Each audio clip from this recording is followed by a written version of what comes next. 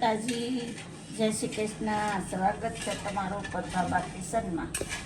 આજ આપણે માંડવી પાક બનાવવાનો છે.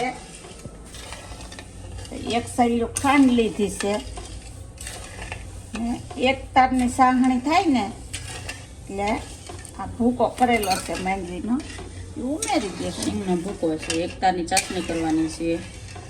આ 2 સાલિયા જેટલી ને 3 સાલિયા જેટલી સિંગ છે કેમ? હા, એટલે ત્રીજા ભાગની ખાંડ નાખવાની. બરાબર, ત્રીજા ભાગની ખાંડ નાખી દેવાની અને એક તારની ચાસણી લેવાની અને અડધા ગ્લાસ જેટલું પાણી નાખ્યું છે આપણે. પાણી તો એનું બુડ થાય ને એટલું નાખવાનું હોય. બરાબર, ખાંડ બુડે એટલું. ઓકે, પાછું ખાંડનું પાણી થાય, ખાંડ ઓગળે એટલે. હા, એ સાહણી થાય ને.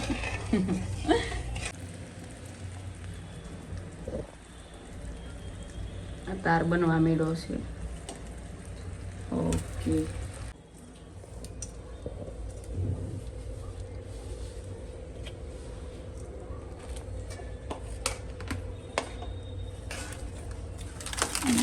ટોપલું નાખશું.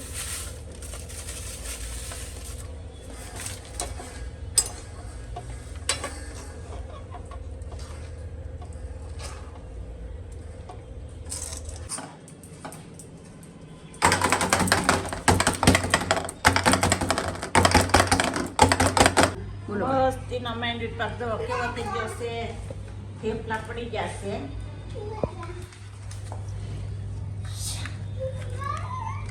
કાજુ કતરી લાગે બા.